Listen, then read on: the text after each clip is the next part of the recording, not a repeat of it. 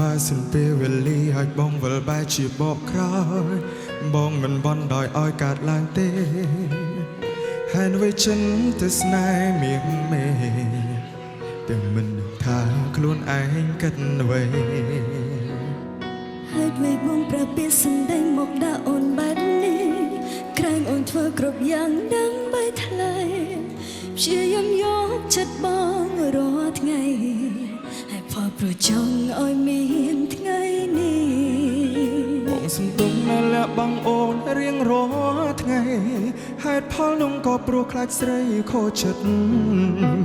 ហើយថ្ងៃនេះបងចង់ប្រាប់អូនពីការពិតមានរង្វាយវមិន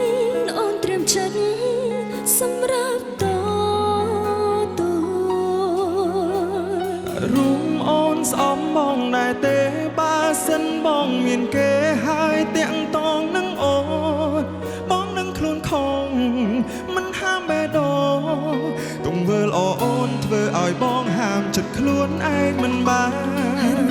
បងទៅតែនិយាយអូនជាអ្នកទី3ជ្រៀតជ្រែស្នេហ៍កលយាកូនស្មានអខំ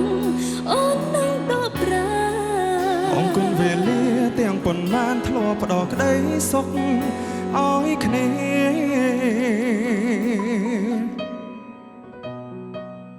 រតនាចាឲ្យបងសុំទោសដល់បងមានគេឲ្យបងទៅលួចតាក់ទងមួយអណែទៀតថោកទៀតព្រោះម៉េច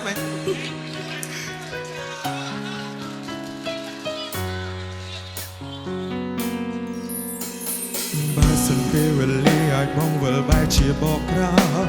យបងមិនបន់ដោយឲ្យកើតឡើងទេហេតុអ្វីចិនដែលស្នេហ៍មានមេទាំងមិនដឹងថាខ្លួនឯងគិតអ្វីហើយពេលបងប្រាប់ពីសម្ដីមកដាក់អូនបែបនេះក្រែងអូនធ្វើគ្រប់យ៉ាងដើម្បីថ្លៃ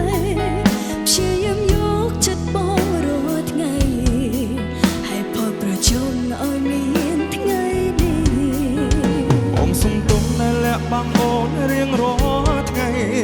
ហើយថ្ងៃនោះមកព្រោះខ្លាចស្រីខូចចិត្តហើយថ្ងៃនេះបងចង់ប្រាប់អូនពីការពិតមានរឿងអ្វីក៏មិនអូនត្រៀមចិត្តសម្រាប់តទូរួមអូនស្អប់បងដែរទេបើសិនបងមានគេហើយទាំងតងនឹងអូនបងនឹងខ្លួនខំមិនហាមបេះដូងទង្វើល្អអូនធ្វើឲ្យបងហាមចិត្តខ្លួនឯងមិនបានបងទៅតែនិយាយអូនជាអ្នកទី3ជ្រៀតជ្រែស្នេហ៍កលយា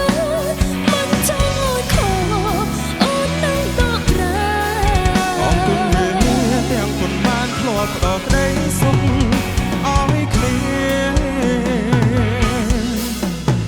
តែរួមអូនស្អប់បងដែរទេបើសិនបងមានគេហើយទាំងតងនឹងអូនបងនឹងខ្លួនខំមិនហាមបេះដូងទង្វើល្អអូនធ្វើឲ្យបងហាមចិត្តខ្លួនឯងមិនបានបងទៅតែនិយាយអូនជាអ្នកទី3ជ្រៀតជ្រែស្នេហ៍កលយាមិនចង់ឲ្យខកអូននឹងដកប្រាអរគុណវេលាទាំងប៉ុន្មានធ្លាប់ផ្ដល់ក្តីសុខឲ្យគ្នាអរគុណវេលាទាំងប៉ុន្មានធ្លាប់ផ្ដល់ក្តីសុខ